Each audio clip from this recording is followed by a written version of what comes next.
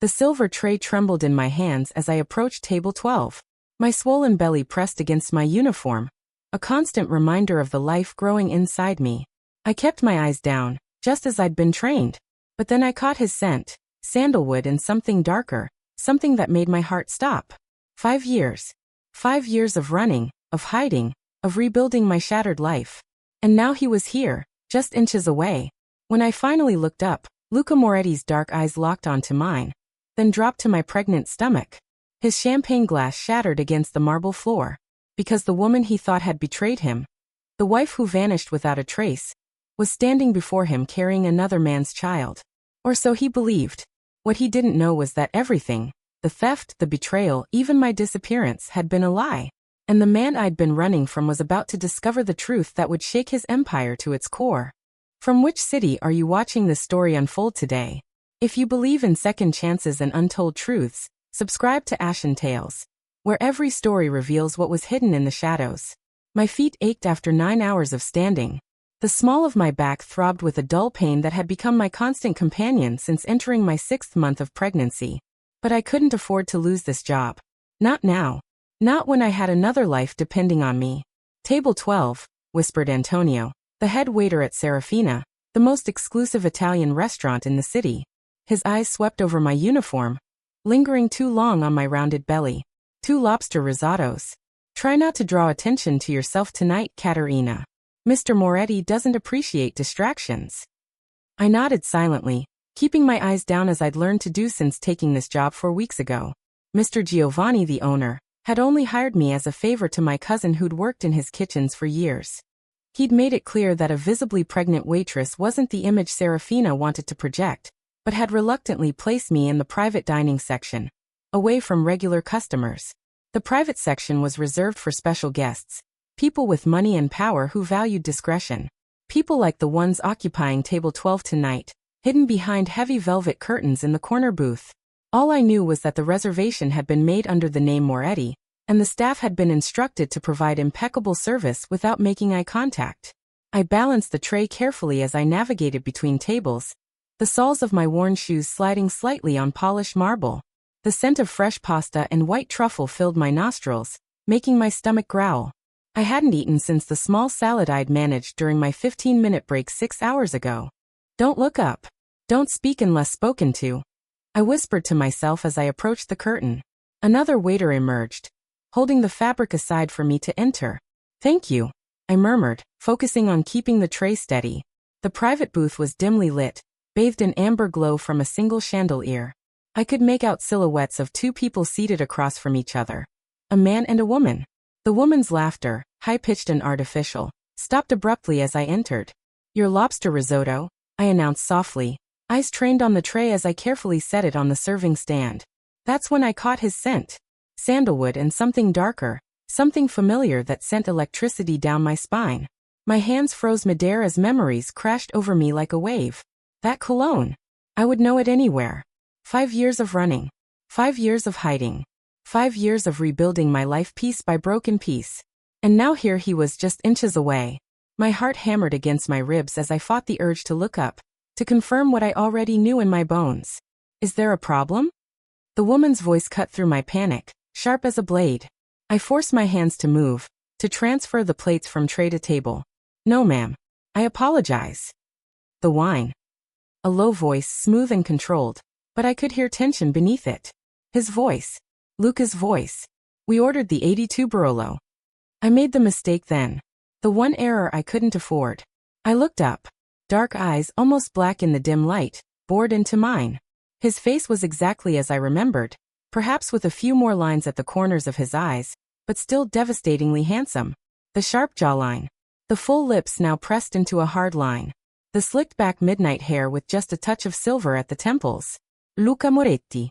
The man I'd fled from 5 years ago, leaving nothing but a hastily written note, and the wedding ring he'd placed on my finger. Time seemed to stop as recognition dawned in his eyes, followed swiftly by disbelief. Then something darker as his gaze dropped to my pregnant belly. Sir, I managed to whisper, my voice barely audible. His companion, a stunning redhead with emerald eyes and a dress that probably cost more than I made in 6 months, looked between us with growing irritation. Do you two know each other? she demanded, perfectly manicured nails drumming against the table. Luca didn't answer her. He didn't even look at her. His eyes remained fixed on me, on my stomach, his expression unreadable.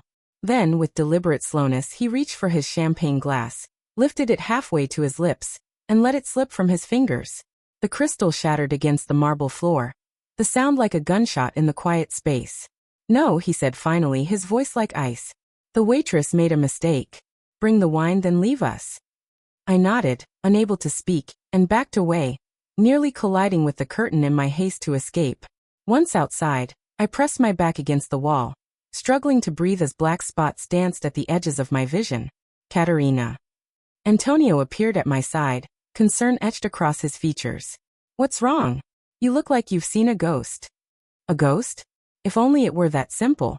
Luca Moretti wasn't a ghost. He was far more dangerous than that.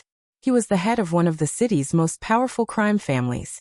A man who commanded loyalty through fear and respect in equal measure. A man who had once loved me with a possessiveness that had both thrilled and terrified me.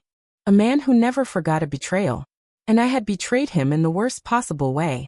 I need a minute, I stammered, pressing a hand against my churning stomach.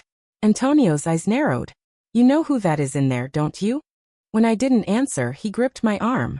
Listen to me, Katerina. Whatever history you have with Mr. Moretti, forget it. He's not the kind of man you want to cross. Just bring the wine and stay out of his way.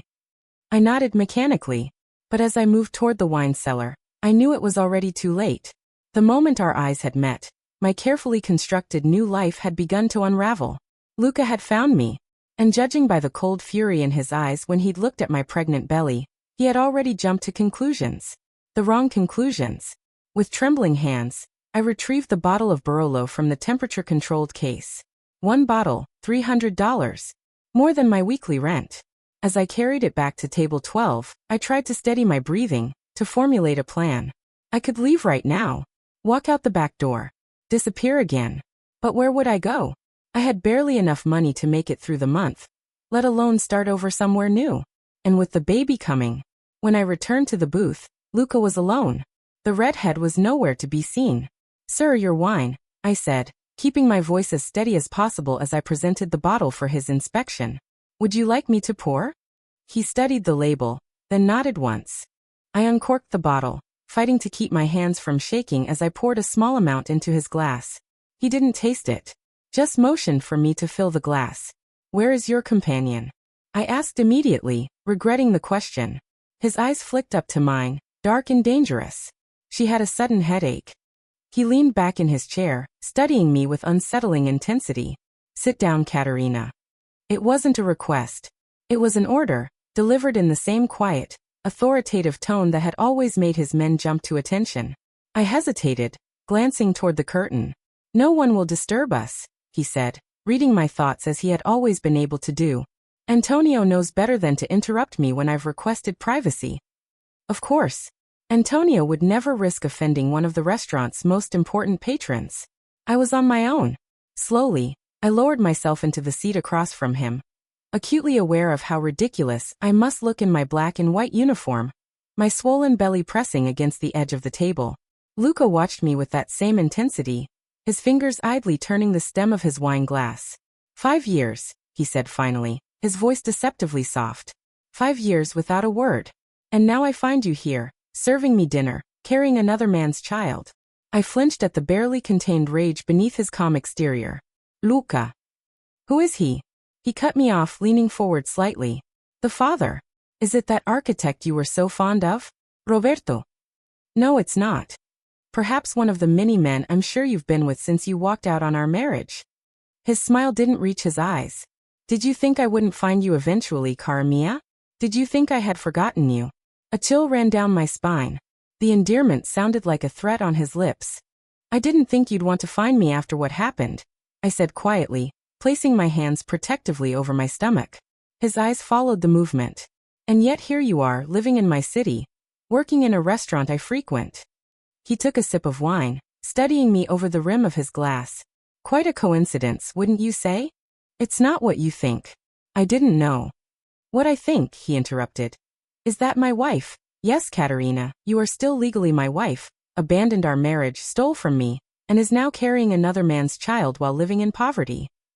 His voice remained eerily calm. Do you deny any of this? I swallowed hard. I didn't steal from you. He laughed, a sound without humor. No? The ruby necklace I gave you on our wedding day. My mother's necklace. Vanished along with you. For perfect rubies worth more than this restaurant. I didn't take it, I insisted, my hands clenching into fists beneath the table. Check your safe. Check with Francesco. I left everything behind. A flash of something, doubt perhaps, crossed his features before his expression hardened again. Francesco has been dead for 3 years. Convenient that you would name him. My blood ran cold. Francesco had been Luca's right-hand man, like a father to him since childhood. Dead. How? I whispered. Betrayal has consequences, Caterina. You should remember that. He glanced at my stomach again, and I instinctively placed my hand over it, as if I could shield my unborn child from his gaze. How far along are you? 6 months, I answered truthfully, seeing no point in lying. He nodded slowly, calculating. And who is the lucky man? I met his gaze steadily, finding a shred of courage from somewhere deep inside. No one you know. For a moment, I thought he might reach across the table and grab me, as he had sometimes done in the past when his temper flared.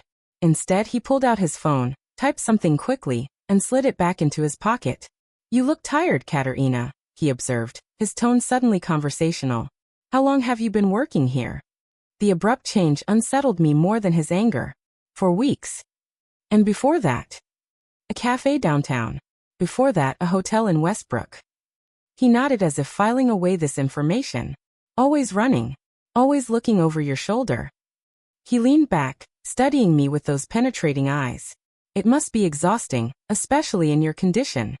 I didn't respond. What could I say? He was right. The past 5 years had been a constant struggle, moving from city to city, taking whatever jobs I could find, always afraid that one day he would find me. And now he had. Your shift ends at midnight, he said. Not a question, but a statement of fact. He had already checked. I'll have Marco waiting outside with the car. Panic surged through me. I'm not going anywhere with you, Luca. No. He raised an eyebrow. You prefer to take the subway back to that apartment in the East District? The one with the broken lock and the drug dealer on the 2nd floor. My mouth went dry. He knew where I lived. How long had he been watching me? You've made your life unnecessarily difficult, he continued, swirling the wine in his glass. Whatever your reasons for leaving, they hardly justify living in squalor while carrying a child. I made my choice, I said, trying to sound more confident than I felt. And now I'm making mine. His tone brooked no argument. You will finish your shift, and then you will come with me. We have much to discuss, including your living arrangements going forward. I don't need your charity. His smile was cold. Charity? Is that what you think this is? He leaned forward again, his voice dropping to a near whisper. Let me be clear, Caterina. You are still my wife. That child you're carrying may not be mine, but as long as you bear my name, its welfare is my concern. And I will not have my wife living like a pauper or working herself to exhaustion serving meals to people like me. The rest of my shift passed in a blur. I moved mechanically from table to table, taking orders, serving food, forcing smiles that never reached my eyes. All the while, I felt Luca's presence like a physical weight, even though he had left shortly after our conversation, leaving a tip that made Antonio's eyes widen. Whatever history you have with Mr. Moretti, Antonio had whispered as I cleared the table. It seems he's still generous where you're concerned. I'd said nothing, pocketing the money with trembling hands. I needed it. No matter how much I hated taking anything from Luca, the rent was due in 2 days. As midnight approached, dread pooled in my stomach. I could run, grab my purse from the staff room and slip out the back door. But what then? Luca had found me once. He would find me again. And next time he might not be so cordial. The memory of our last night together flashed unbidden through my mind. The argument that had escalated beyond anything we'd experienced before. The look in his eyes when he discovered I'd been secretly taking birth control pills, thwarting his desire for an heir. The rage that had transformed his handsome face into something frightening, something inhuman. You've betrayed me, he had snarled, hurling a crystal tumbler against the wall where it shattered into 1,000 glittering pieces. I had cowered in the corner of our bedroom, terrified not by the broken glass or his shouting, but by the cold, calculating fury that had followed. The quiet that had descended as he'd straightened his cuffs, looked at me with those dead eyes, and made a phone call. "Francesco, bring the car around. We need to take care of something." That was when I knew I had to leave. Not just the house, but him. His world. The gilded cage he had constructed around me from the moment he had swept into my life. And now, 5 years later, I was about to walk right back into his grasp. "Caterina." Antonio's voice broke through my thoughts. "Your shift is over. There's a car waiting for you outside." I nodded, unable to speak past the knot in my throat. In the staff room, I changed slowly out of my uniform, my fingers fumbling with buttons and zippers. My reflection in the small mirror showed a pale, drawn face framed by dark hair pulled back in a severe bun. I looked older than my 29 years, worn down by worry and hardship. I placed a hand on my rounded belly, feeling a reassuring kick from within. "It's going to be okay," I whispered, though I wasn't sure if I was trying to convince the baby or myself. Outside, the November air was crisp, carrying the first hint of winter. A sleek black SUV with tinted windows idled at the curb, its engine a low purr in the quiet street. As I approached, the rear door opened and Marco, older now with more gray in his beard, but still as imposing as ever, stepped out. "Mrs. Moretti," he said, inclining his head slightly. The name, unheard for so long, sent a shiver down my spine. "Just Caterina now, Marco." A ghost of a smile touched his weathered face. "As you wish. The boss is waiting." I hesitated, scanning the street as if looking for an escape route. Marco noticed, his expression softening fractionally. "He won't harm you, Caterina," he said quietly. "Whatever happened between you two, he's not the kind of man who would hurt a pregnant woman." Small comfort, but it was all I had. I climbed into the back seat, where Luca sat reviewing something on his tablet, his face illuminated by its blue glow. He didn't look up as Marco closed the door and returned to the driver's seat. "Where are we going?" I asked, trying to keep the tremor from my voice as the car pulled away from the curb.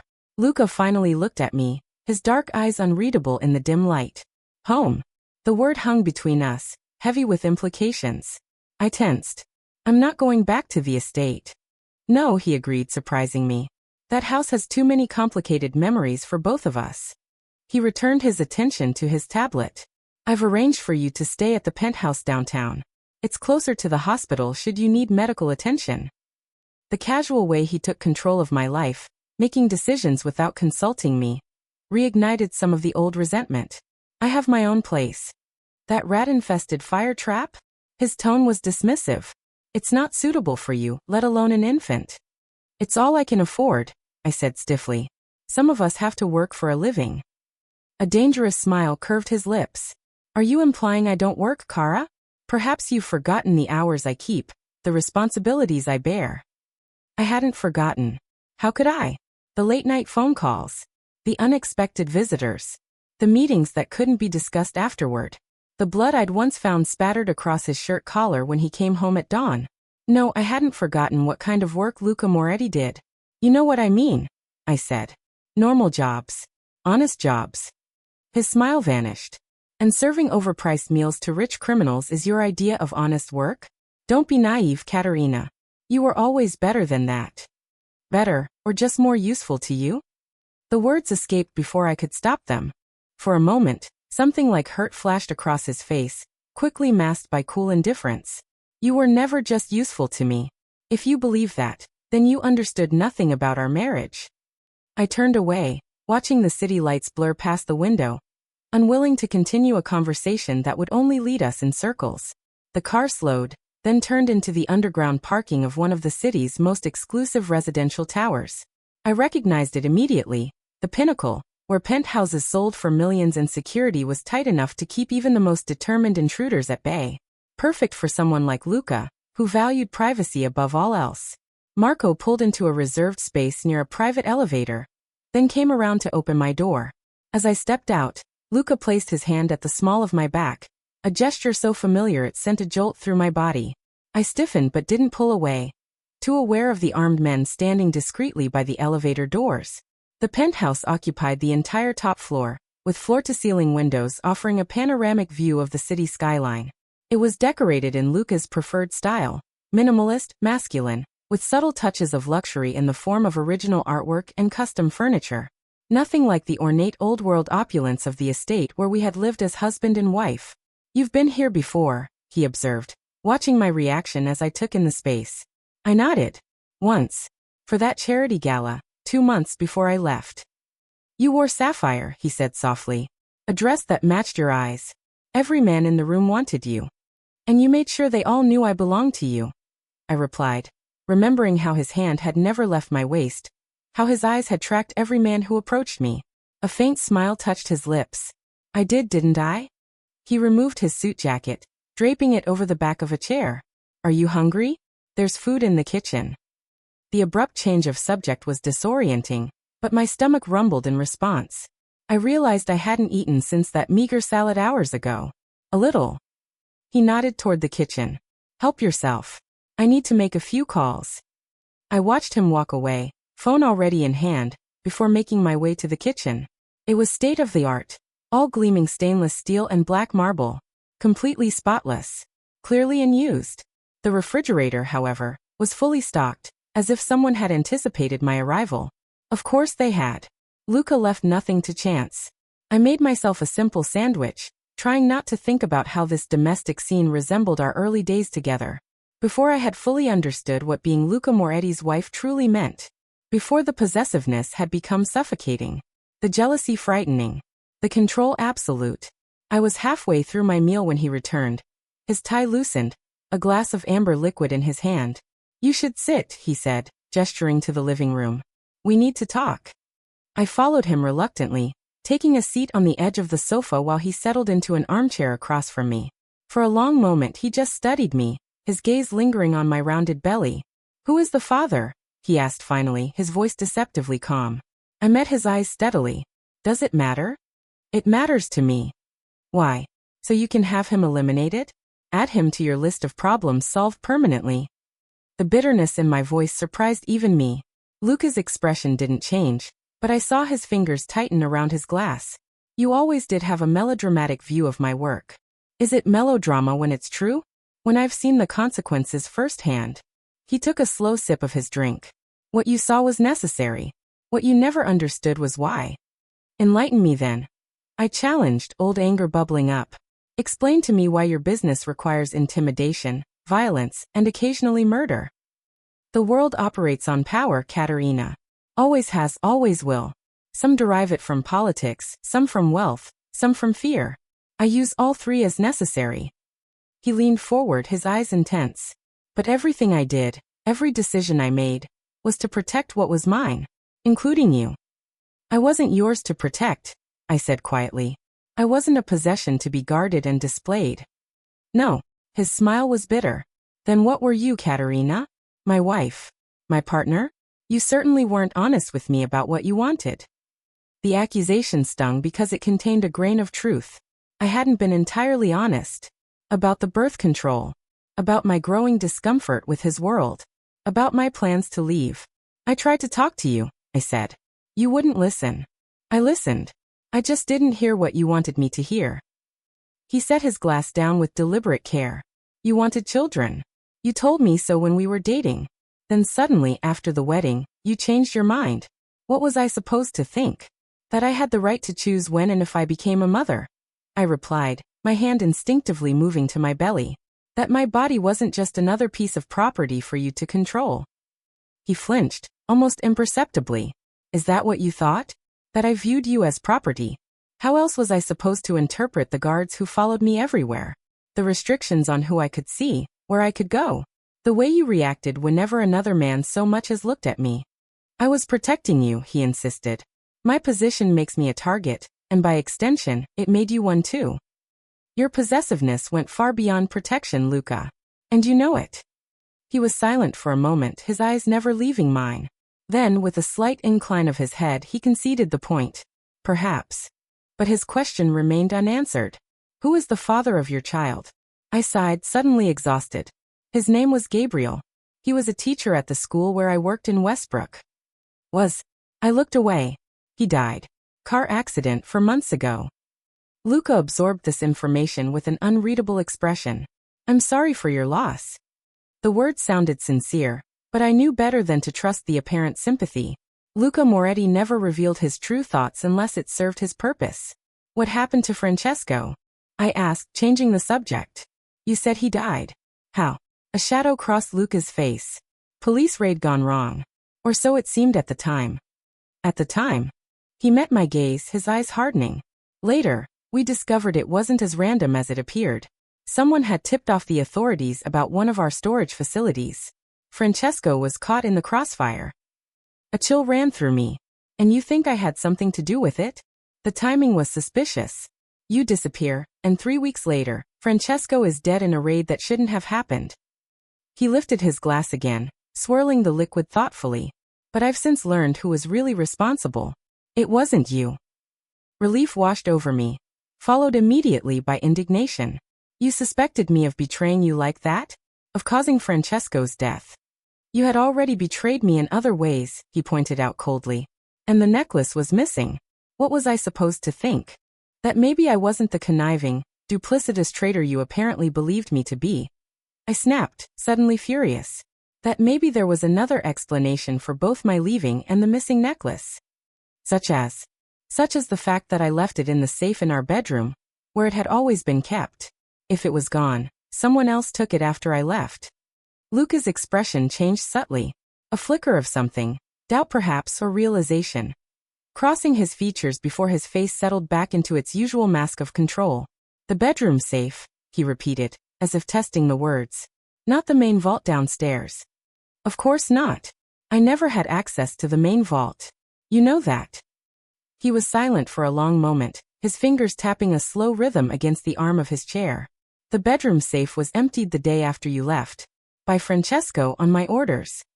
His eyes narrowed slightly. And the necklace wasn't there.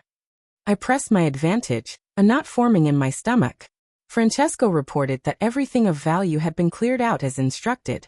The necklace was never mentioned specifically. His eyes narrowed. Are you suggesting Francesco lied to me? I chose my words carefully, aware of the dangerous territory we were entering. I'm suggesting that perhaps he didn't mention the necklace because he assumed you had already taken it. Or because he took it himself. Francesco was loyal to me for 25 years, Luca said, but I could hear the first note of uncertainty in his voice. He was like family. Even family can betray you, Luca. The irony of my words wasn't lost on me. You of all people should know that. He stood abruptly, moving to the wall of windows that overlooked the glittering cityscape. With his back to me, shoulders rigid beneath his crisp white shirt, he seemed suddenly distant, lost in thought. If what you're saying is true, he said finally, then I've spent 5 years believing a lie, hunting for a thief who never existed.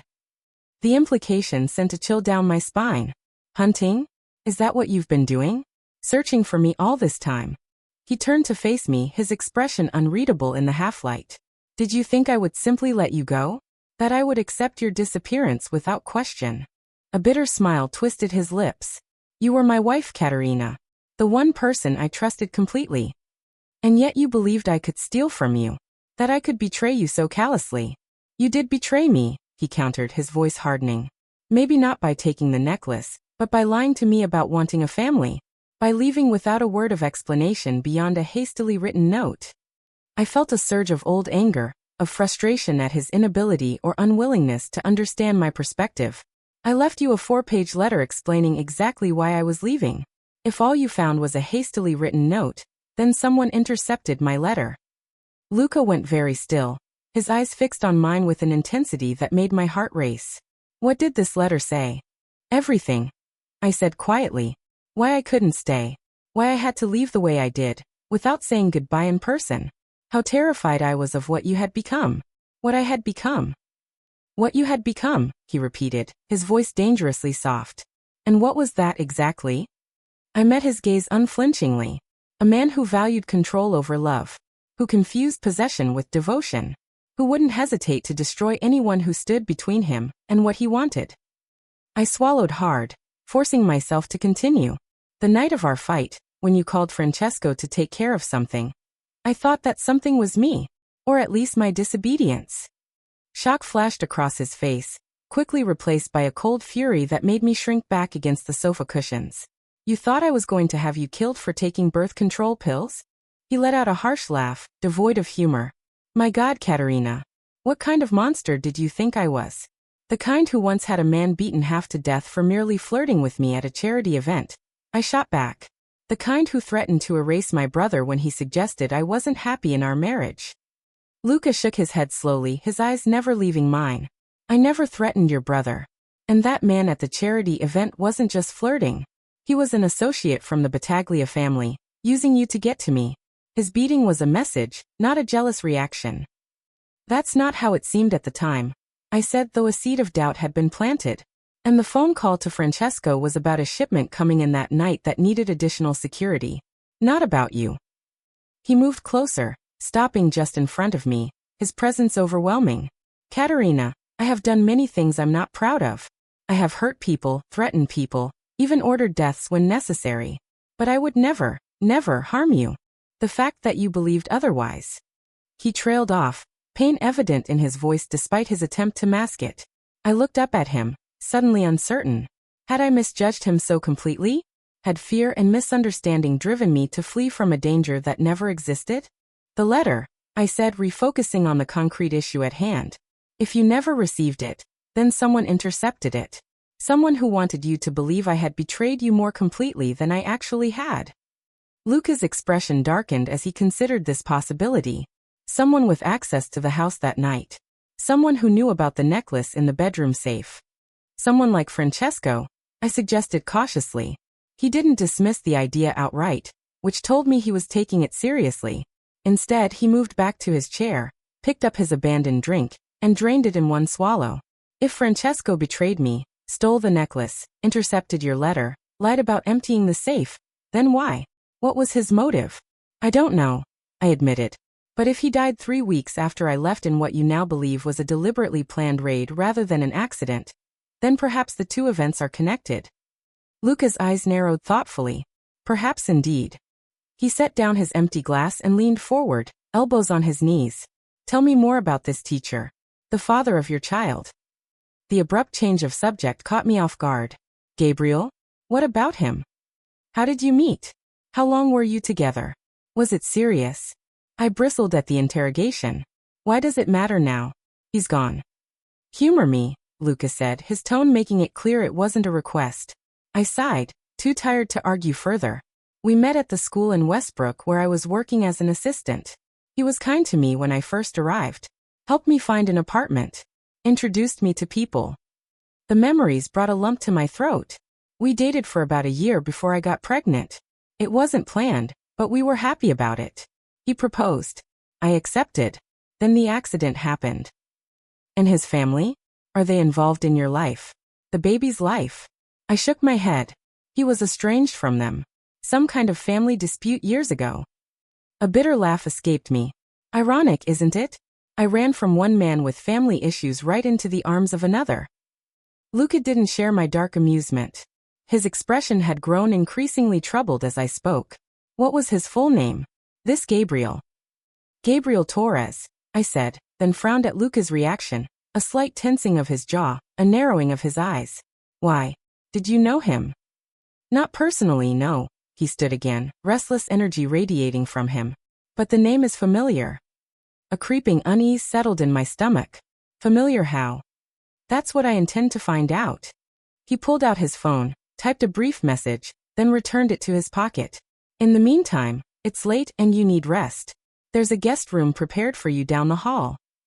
The dismissal was clear, but I wasn't ready to end the conversation. Luca, if you know something about Gabriel. When I know something concrete, I'll tell you, he interrupted, his tone final. For now, all I have are suspicions that need verification. Suspicions about what? About Gabriel? About his accident? My voice rose with each question. Was it not an accident? Luca, please. If you know something. He moved to me then, closing the distance between us in 2 swift strides, and took my face in his hands. The gesture was both gentle and commanding, forcing me to look directly into his eyes. Katerina, listen to me carefully. You're exhausted, emotional, and in no condition to process what may be difficult information. Get some rest. Tomorrow, when I've confirmed my suspicions one way or the other, we'll talk further. The warmth of his hands against my skin, the familiar scent of him so close, sent a confusing mix of emotions coursing through me. Fear, anger, and something deeper, more primal, that I didn't want to acknowledge. I need to know, I insisted, my voice barely above a whisper. His thumbs brushed gently across my cheekbones, an achingly familiar caress. And you will. I promise. But not tonight. He released me and stepped back, the momentary intimacy vanishing as quickly as it had appeared. The guest room is the second door on the right. There are clothes in the closet that should fit you, even with the baby. The kitchen is at your disposal if you get hungry during the night. It was surreal, this sudden shift to practical matters after the emotional intensity of our conversation. But perhaps it was for the best. I was exhausted, my mind foggy with fatigue and the lingering shock of the evening's events. Thank you, I said stiffly, rising to my feet with some difficulty. At 6 months pregnant, my balance wasn't what it used to be. Luca noticed my struggle but didn't offer help, knowing from experience that I valued my independence, especially in moments of vulnerability. It was a small courtesy that I appreciated more than I could express. Good night, Katerina, he said as I made my way toward the hallway. I paused at the threshold, looking back at him. In that moment, with the city lights behind him and shadows obscuring half his face, he looked both familiar and strange. The man I had once loved and the dangerous stranger I had fled from. Good night, Luca. The guest room was elegantly appointed, with a king-sized bed draped in luxurious linens, a marble ensuite bathroom, and a walk-in closet that, as promised, contained an array of clothing in my size, including maternity wear that still bore price tags. All newly purchased. All eerily perfect for my current needs. I tried not to think about the network of information Luca must have activated to arrange this so quickly after our chance encounter at the restaurant. I showered in the cavernous bathroom, letting the hot water soothe away some of the tension in my muscles. As I dried off, I caught sight of my reflection in the full-length mirror. My rounded belly, the subtle changes in my breasts and hips, the dark circles beneath my eyes that spoke of months of stress and poor sleep. A life growing inside me. A life connected to Gabriel, who may not have been who he claimed to be. A life that would now inevitably be touched by Luca's world in ways I had desperately tried to prevent. I slipped into a soft cotton nightgown I found in one of the drawers and climbed into bed, pulling the covers up to my chin despite the warmth of the room. Outside, the city hummed with nightlife. But here, high above it all in Luca's fortress of luxury, an unnatural silence prevailed. Sleep should have come easily after such an emotionally draining day. But instead, I found myself staring at the ceiling, my mind replaying fragments of my conversation with Luca. The revelation about the necklace. The intercepted letter. The hints about Gabriel that Luca had refused to elaborate on. What did it all mean? And how would these revelations change my precarious situation? I must have dozed off eventually, because I woke with a start to the sound of voices in the living room. Luca's, deep and controlled, and another unfamiliar male voice. Glancing at the bedside clock, I saw it was just past 3 a.m. Carefully, I slipped out of bed and padded to the door, opening it just enough to hear more clearly. Confirmed it was him, the unfamiliar voice was saying. The timeline matches, and the accident reports are suspicious at best. And the connection to the Battaglia family? Luca asked. Still investigating, but preliminary evidence suggests he was on their payroll for at least 18 months before meeting your wife. My breath caught in my throat. They were talking about Gabriel. About connections to the Battaglia family, Luca's primary business rivals, known for their brutality even among the criminal elite. Keep digging, Luca ordered. I want everything. Financial records, phone logs, known associates. And double the security detail on this building effective immediately. Already done, boss. We've also got men watching her old apartment in case anyone comes looking for her there. Good. That will be all for now. I heard footsteps retreating, then the sound of the front door closing. Moments later, Luca's voice came from directly outside my bedroom door, making me jump back in surprise. You might as well come out, Katerina. I know you're listening. Caught. I pulled open the door to find Luca standing there, tie removed, shirt unbuttoned at the collar, a tumbler of what looked like whiskey in his hand. His eyes were tired but alert, studying me with an intensity that made me want to retreat back into the bedroom. How much did you hear? He asked, his voice low. Enough, I replied, wrapping my arms protectively around my middle. Gabriel was connected to the Battaglia family. Is that what you're saying? Luca sighed, running a hand through his hair, a rare gesture of fatigue or frustration that I remembered from our marriage. Let's not do this in the hallway. Come. He turned and walked back toward the living room, clearly expecting me to follow. After a moment's hesitation, I did, the cool marble floor chilling my bare feet. In the living room, the city lights sparkled beyond the floor-to-ceiling windows, a beautiful backdrop to the ugliness of our conversation. Luca gestured for me to sit, which I did, curling up in the corner of the sofa with a throw pillow clutched against my chest like a shield. Gabriel Torres, he began, pacing slowly before the windows, was not who he claimed to be. What does that mean? I demanded, fear and anger warring inside me. Just tell me, Luca. No more cryptic statements. He stopped pacing and faced me directly. It means that your Gabriel was working for the Battaglia family. It means that your meeting was not a coincidence, nor was his interest in you. It means, he continued, his voice hardening, that you were targeted, Caterina, because of your connection to me. The room seemed to tilt around me as the implications of his words sank in. No, I whispered, shaking my head. That's not possible. Gabriel didn't even know about you. I never told him I was married, let alone to whom. Are you certain about that? Luca asked. Did you never mention your past? Your ex-husband? Your maiden name? I frowned, thinking back. I told him I had been married before, yes. That it ended badly. But I never mentioned your name or your business. I had been careful about that, using my mother's maiden name when I started over. You didn't have to, Luca said, taking a seat across from me. The Battaglia family has been trying to infiltrate my organization for years. They knew we were married. When you disappeared, they must have seen an opportunity. An opportunity for what? I asked, though part of me didn't want to know the answer. Information. Leverage. Revenge. He took a sip of his whiskey, his eyes never leaving mine. The specifics don't matter. What matters is that Gabriel Torres, if that was even his real name, was sent to find you, to get close to you, for the explicit purpose of using you against me. I felt sick. Memories of my relationship with Gabriel, his kindness, his attentiveness, his love, suddenly tainted by this new information. You're wrong, I insisted, but the conviction in my voice was wavering. Gabriel loved me. He wanted to marry me, to raise our child together. I'm sure he was very convincing, Luca said, not unkindly. Men like that are trained to be. Men like what? Spies. Infiltrators. I laughed bitterly. This isn't some spy movie, Luca. Gabriel was a teacher. A good man.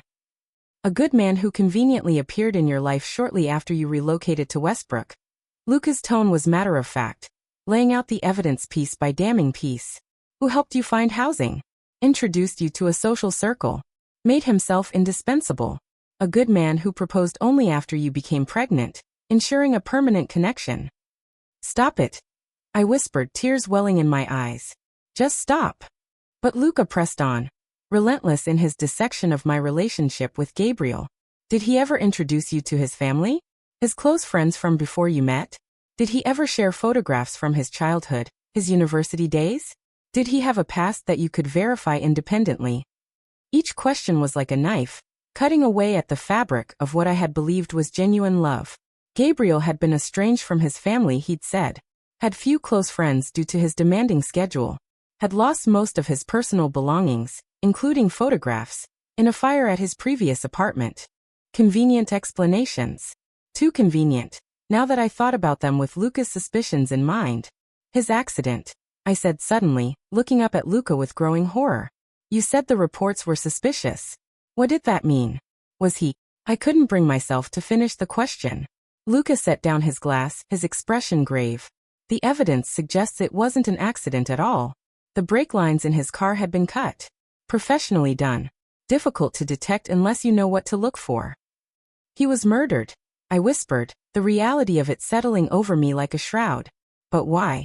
If he was working for the Battaglia family. That's what I'm still trying to determine, Luca interrupted. It could be that he'd served his purpose. That he knew too much. Or what? Luca hesitated, something rare for him.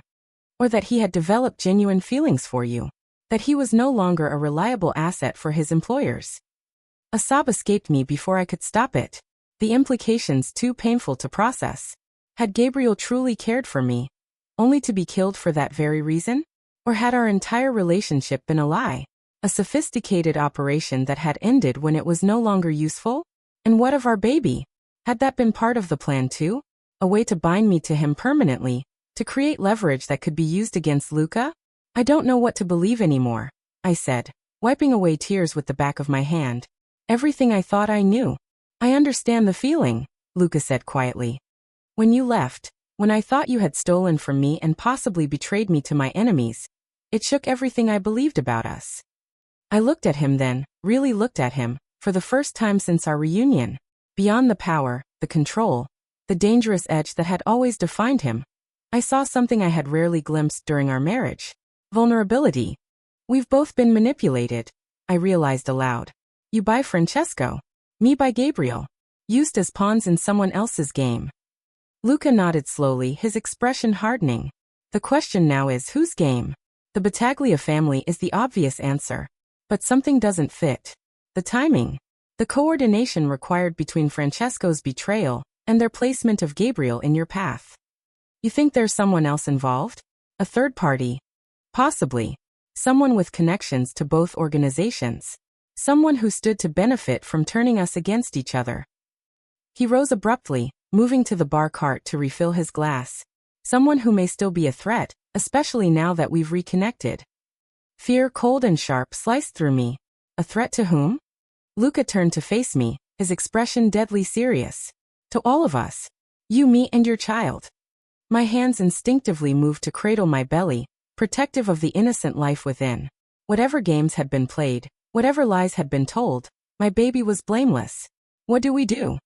For now, you stay here where I can ensure your safety, Luca said, his tone making it clear this wasn't negotiable.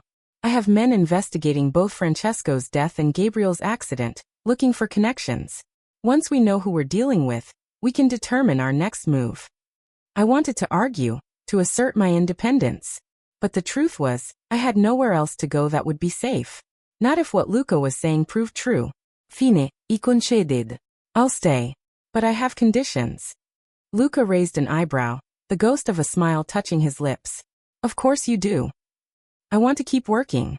Not at the restaurant. I understand that's not secure. But somewhere. I need my own money. My own purpose. That can be arranged, he agreed, surprising me with his quick acquiescence. What else? No guards following me inside the building. I won't live in a fishbowl. He frowned. Caterina, the building has security. I know, I pressed. Your men can watch the entrances, the elevators, whatever. But inside this apartment I need space. Freedom to move without being observed constantly. Luca considered this for a moment, then nodded reluctantly. Acceptable, with one amendment.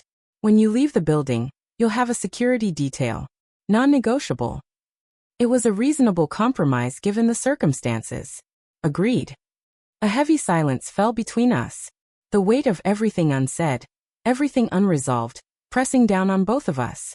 Finally Luca spoke, his voice softer than I'd heard it all night. I'm sorry, Caterina. For everything that led to this. For not being the husband you needed. For making you feel like you had to run. The raw honesty in his words caught me off guard. This wasn't the controlling, possessive Luca I had fled from 5 years ago. This was something different. A man tempered by loss. Humbled by mistakes.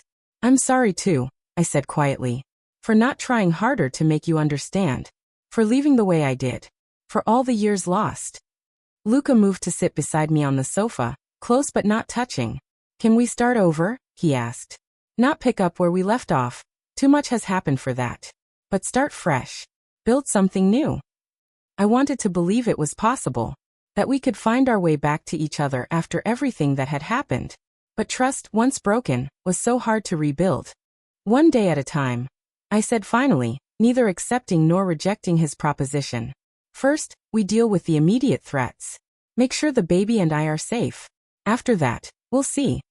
Luca nodded, understanding the caution in my response. One day at a time, he agreed. And so we did. One day becoming 2, then a week, then a month. Luca's investigation eventually uncovered a complex conspiracy involving not just Francesco and the Battaglia family, but a third party who had played both sides against each other. A former associate of Luca's father who had nursed a decades-old grudge, and seen in me the perfect opportunity to destroy Luca from within. The threat was dealt with, though I deliberately avoided asking for details. There were still aspects of Luca's world that I preferred to keep at a distance, boundaries that he now respected without question. As my pregnancy progressed, Luca proved true to his word. He was protective but not possessive, attentive but not controlling. He consulted me on decisions, respected my need for space and independence, and never pushed for more than I was ready to give. And slowly, carefully, we began to rebuild what had been broken. Not the gilded cage of our first marriage, but something stronger, healthier, built on a foundation of hard-earned trust and mutual respect. The day our daughter was born, a tiny, perfect being with a shock of dark hair and eyes that would eventually settle into a deep, thoughtful gray, Luca was beside me, his hands steady in mine, his eyes filled with a wonder I had never seen before. "She's beautiful," he whispered, carefully cradling her in arms that had once dealt death but now held nothing but gentle protection. Like her mother.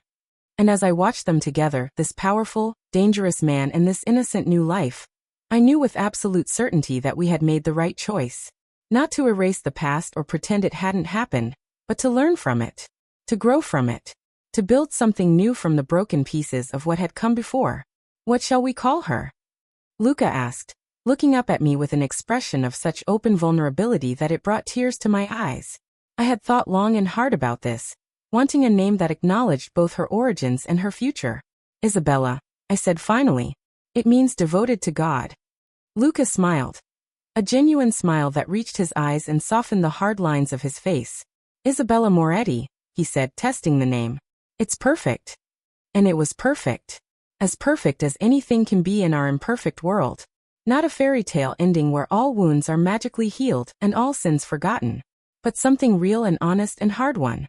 A second chance that neither of us had expected, but both of us had earned through pain and loss and, ultimately, growth. As Luca placed our daughter back in my arms and sat beside us on the hospital bed, his arm protectively encircling us both, I realized that sometimes the most beautiful beginnings arise from the most painful endings. That sometimes you have to lose everything you thought you wanted to find what you truly need. And sometimes, if you're very lucky, what you need was there all along, just waiting for you both to become the people worthy of it. "Welcome to the world, Isabella," Luca murmured, pressing a kiss to our daughter's forehead.